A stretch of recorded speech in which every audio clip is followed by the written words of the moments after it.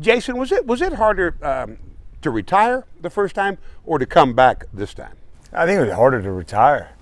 It just felt like everything got aligned all perfectly there that said, okay, this is a unique opportunity, and you go and do it, and life throws a curvy road at you sometimes, and you say, man, I feel like there's a little meat on that bone still, and I know this chapter's about to close, but before it does, I want to get back out there. Fortunate to have this opportunity, and since being back, it goes back to all the things that that got you here and made you successful. And a lot of people question the decision, but look, you got to look yourself in the mirror and be proud of it. And I think we got a pretty good team. That TV job is just a little bit harder than some people think. Yeah, it is, hey, listen, I should have called you and figured out how do you do it for so long and keep the approval rating like you do. The best thing I learned though is just like you. At some point you just forget about it. You don't care what they think. No. And you do it. So, but you know what? It was a neat perspective for me because I feel like I learned the game and from a different perspective, and you bring that with you. Well, I go back to the other side. When you talk about people questioning your decision to come back, you don't really worry about that at all either, do you? No, not at all. I think going through that year, I learned real quick, you're not going to please everybody, and so my focus is on being a good football player, because if you're good and then it all works out, if you're not, if you're a shell of yourself, then look, maybe they're going to continue to question, rightfully so.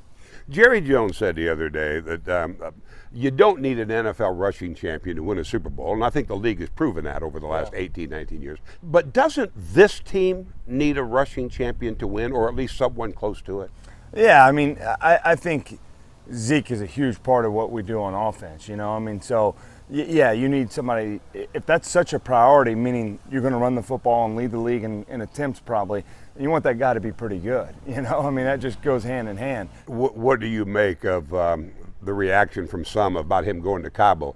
You've got a little experience about how people react to that. Cowboys fans don't like it. I've always thought that was ridiculous, by the way. Yeah. Isn't it equally ridiculous now? No doubt. He's a professional. He needs to come back and be ready to play, as he will. Where he trains, where he goes, doesn't really matter. But, perception is reality sometimes, and that's what I learned in that trip a long time ago with Tony. I think if we would have won that playoff game, nobody would ever said anything. And same goes with Zeke. When he comes back, he'll be in shape, ready to go, and a big part of our offense. Now that you're just a couple of weeks away from starting your team record 16th season, no one has ever done it in the Cowboys uniform. Do we just take the title of Mr. Cowboy away from Bob Lilly and give it to you? Well, listen, there's only one Mr. Cowboy. That's Bob Lilly, So, after I've won the award a couple times, and he finally came out to me, he's like, why don't you just take the damn thing and they name it after you, But look, you know what? He's a class act. He's what this game's all about, what Mr. Cowboy's all about. And you know what? I'm excited. I really am. I think it's a good team. I think my role in it, I don't worry about all the other things, Just come out and be a good football player, and I think, we got a chance.